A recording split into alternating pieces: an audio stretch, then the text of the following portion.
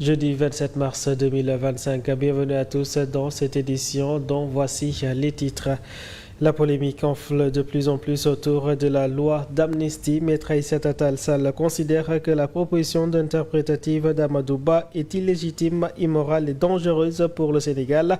De son côté, la cellule des cadres de la République des valeurs dit exiger l'abrogation totale. Nous ferons le point en début d'édition. Également, une question cet après-midi. Le Sénégal est-il devenu une grande fabrique de faux billets après la police lundi qui avait saisi plus de 4,3 milliards de francs CFA à Saly?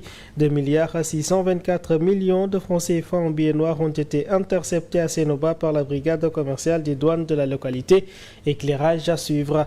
Et pour terminer, la célébration du 4 avril, un défilé grand format pour la première de Bassirou Diomaye Diakhar Faye. Une annonce du colonel Clément Nassalan, commandant de la zone militaire numéro 1. 6092 personnes prendront part au défilé. Le thème répond à une volonté du chef de l'État, celle de construire une autonomie stratégique. Les détails avec Omar Cham dans ce journal. Mesdames et messieurs, voilà donc pour l'essentiel des grandes lignes. Tout de suite, le développement.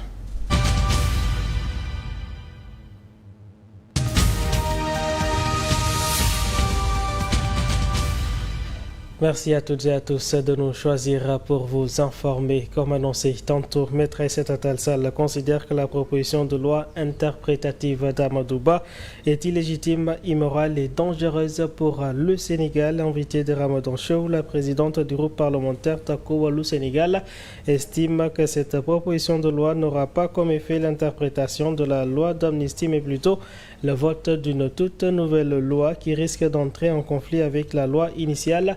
Mamadou Conté nous en dit plus.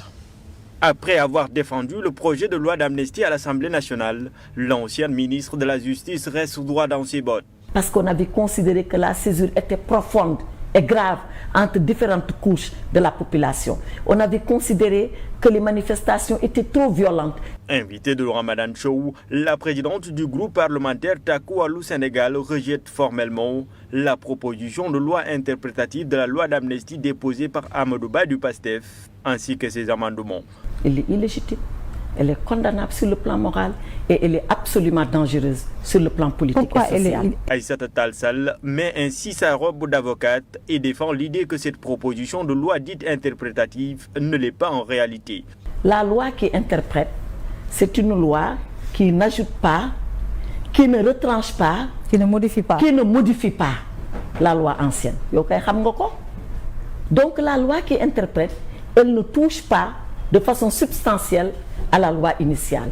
Elle ne la modifie pas, elle ne la rétrécit pas, elle ne l'élargit pas, elle ne la contredit pas.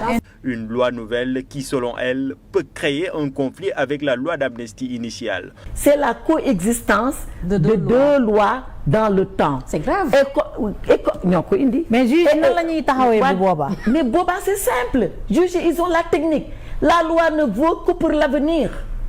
La loi, elle ne rétroagit qu'en matière pénale et si elle est plus douce. Sinon, depuis loi ça ne régit que le futur. Ça ne peut pas régir le passé. L'ancienne ministre des Affaires étrangères considère ainsi que la loi d'amnistie tient bel et bien compte des conventions et accords ratifiés par le Sénégal. Elle juge ainsi que les amendements de Amadou Ba sont dénués de sens et la proposition elle-même n'est que mettre une épée dans l'eau.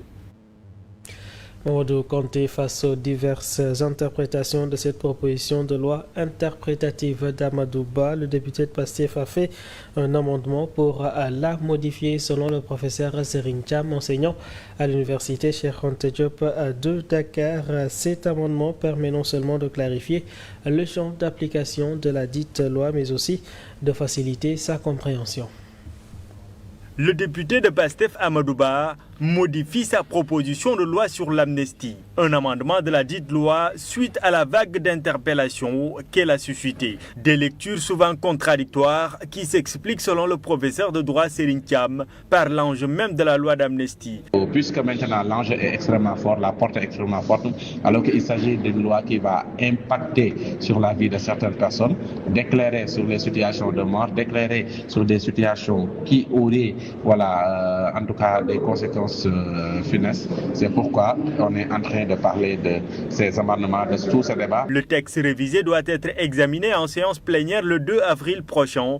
Et pour l'enseignant-chercheur à l'université Cheikh Anta Diop de Dakar, cet amendement permet de clarifier son champ d'application. Lorsqu'on voudrait revenir sur une loi qui est amnistiée et que le champ d'application de cette nouvelle loi interprétative, on ne saura pas si ça va engendrer des poursuites ou pas, confronté à un principe en droit pénal, le principe de la non-rétroactivité de loi pénale sévère. Cette situation crée ces nombreux débats.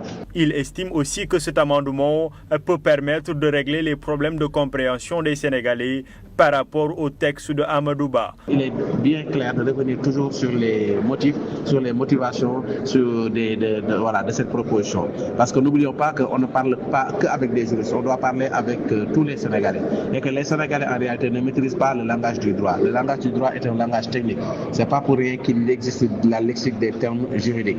Dans son amendement, le député Amadou Ba a changé son titre et intégré de nombreuses références à des jurisprudences dans l'exposé des motifs, mais aussi reformuler certaines expressions pour, dit-il, faciliter la compréhension du texte. Et puis la cellule des cadres de la République des valeurs demande l'abrogation totale de cette loi d'amnistie. Ses membres estiment que cette nouvelle proposition de loi interprétative est tout simplement un reniement par rapport aux promesses de campagne de PASTEF. Une nouvelle proposition de loi déguisée en amendement qui change fondamentalement le contenu et les objectifs du texte d'origine. Ce tour de passe-passe révèle l'embarras d'un régime confronté à l'exigence populaire, celle de l'abrogation totale de la loi portant amnistie. Mais au lieu de répondre à cette demande légitime, il tente de la contourner en empruntant le détour d'un texte maquillé, présenté sous l'étiquette trompeuse de loi interprétative.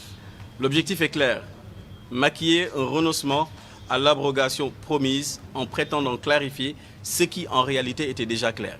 Toute loi, pour être comprise, commence par un exposé des motifs.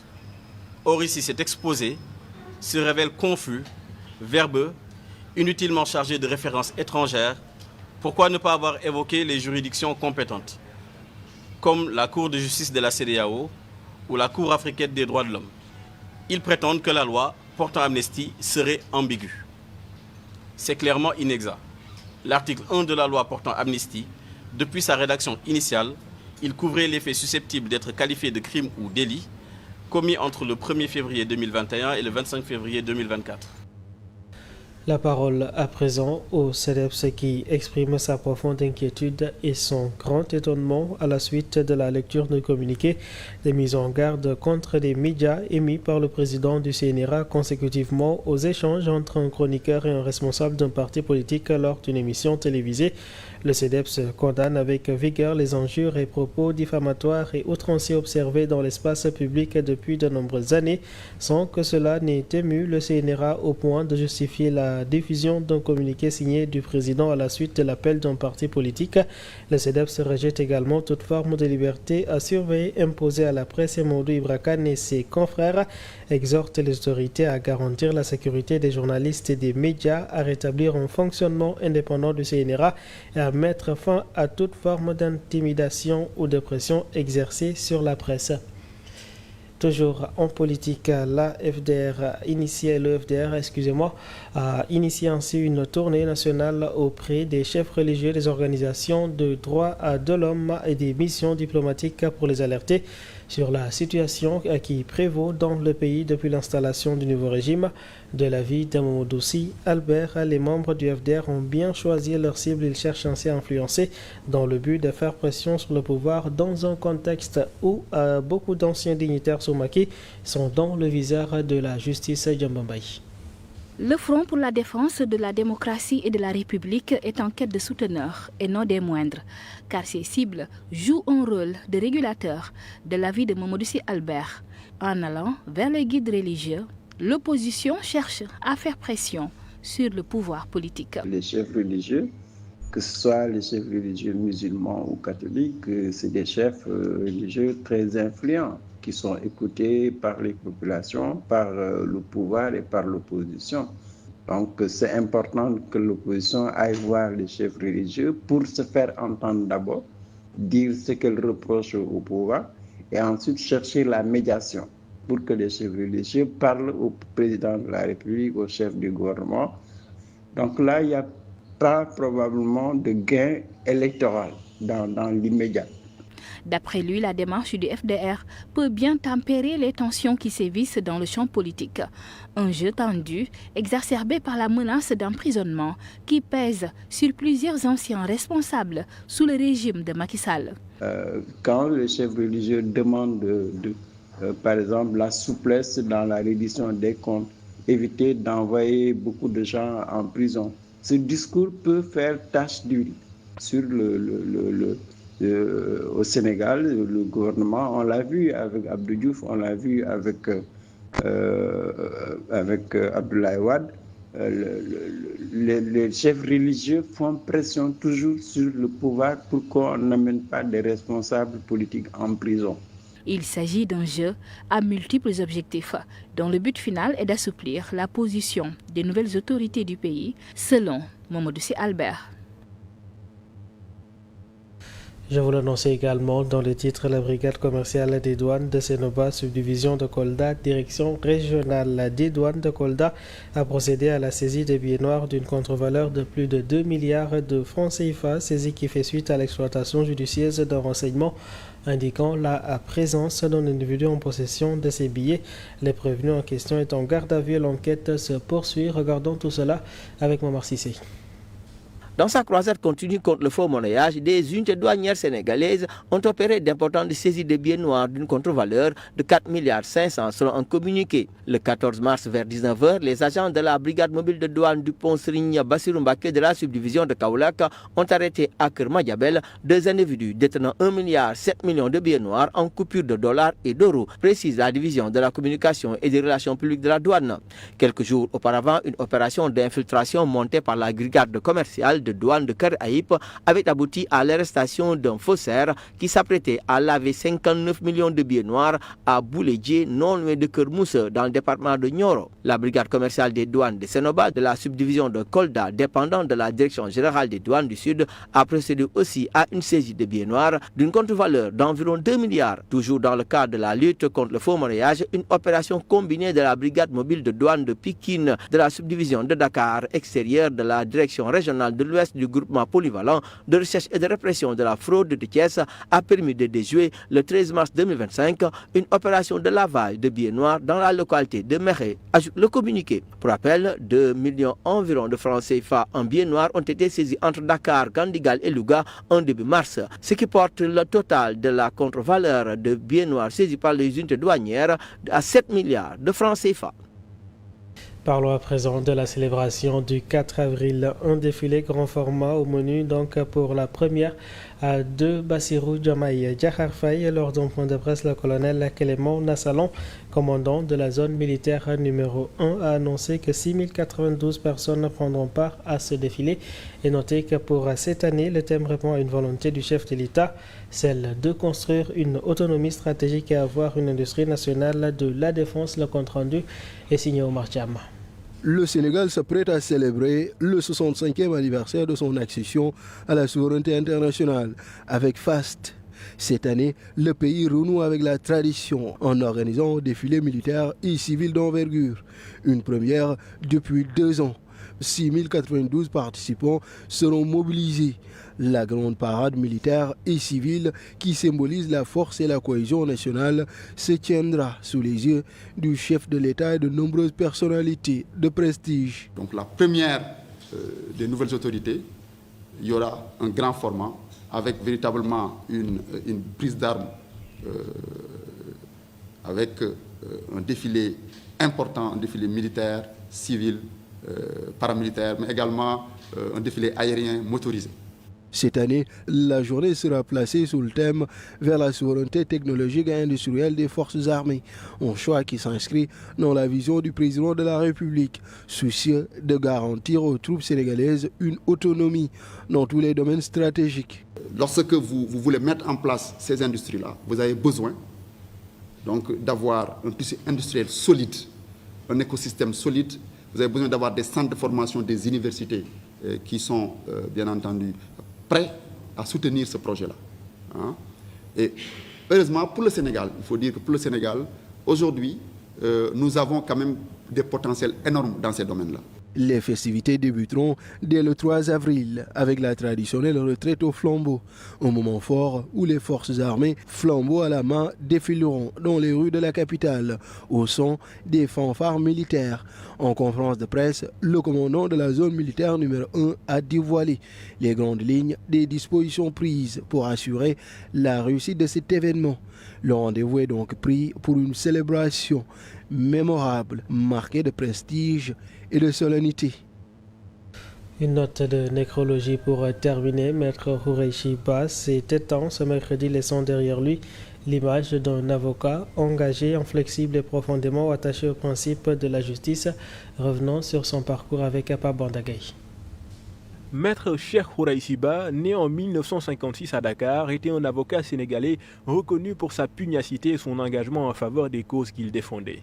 Fils de juge, il a grandi dans un environnement judiciaire qui a façonné sa vocation pour le droit. Inscrit au barreau du Sénégal en 1988, il a exercé sa profession avec passion et dévouement pendant plus de 3 décennies. Surnommé le révolutionnaire du barreau, Maître Ba était particulièrement connu pour sa défense des activistes et des personnalités politiques. Il a représenté des figures telles que Kémi Séba, Guy Marius Sagna, Karim Xurum Xaq, Assane Diouf et l'actuel Premier ministre Ousmane Sonko, intervenant promptement à chaque fois que ces derniers étaient arrêtés. Sa présence constante aux côtés de ses clients et ses plaidoiries pertinentes ont souvent permis d'influencer favorablement l'issue des procès. Maître Ba était également reconnu pour son intégrité et son refus de participer à ce qu'il considérait comme des parodies de justice. Il n'hésitait pas à boycotter des audiences lorsque les débats étaient selon lui mal dirigés et injustes. Cette posture reflétait son engagement indéfectible pour une justice équitable et transparente. En août 2023, il a traversé une période particulièrement douloureuse avec la perte successive de sa mère, Adja Anna Gueye, une des premières sages-femmes d'État du Sénégal, et de son frère Mantor Ba, acteur connu pour son rôle dans la série Golden. Ces épreuves ont profondément marqué Maître Ba, mais il a continué à exercer sa profession avec la même détermination. Le décès de Maître Cheikh Khoureyssi Ba représente une perte immense pour le barreau sénégalais et pour tous ceux qui ont bénéficié de son engagement en faveur de la justice et des droits de l'homme. Son héritage perdurera à travers les nombreuses causes qu'il a défendues et les vies qu'il a touchées par son travail. Et sur ce, nous passons tout de suite à la revue de presse.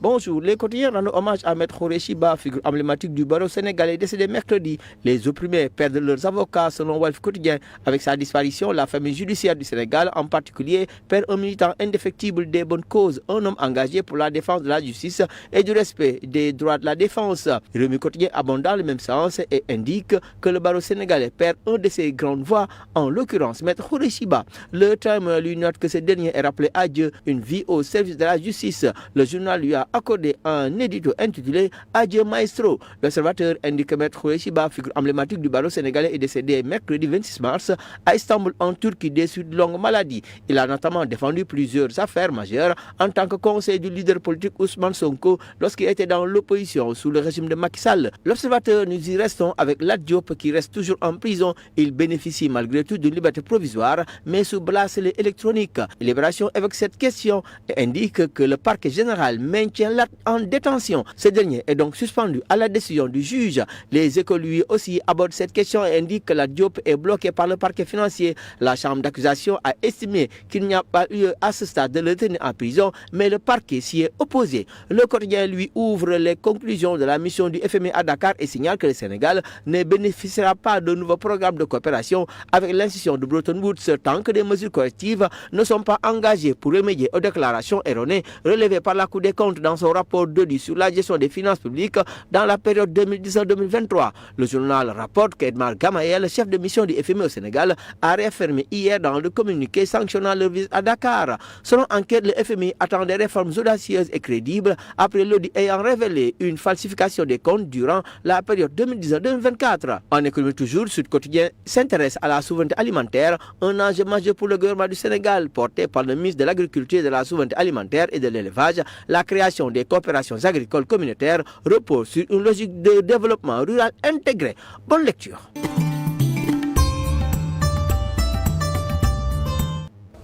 Merci Momar. Voilà donc qui met un terme à ce journal. Merci à toutes et à tous de nous avoir suivis. Prochain rendez-vous, ce sera à 14h pour l'édition Wolof. Je vous souhaite de passer à d'excellents moments en compagnie de nos programmes.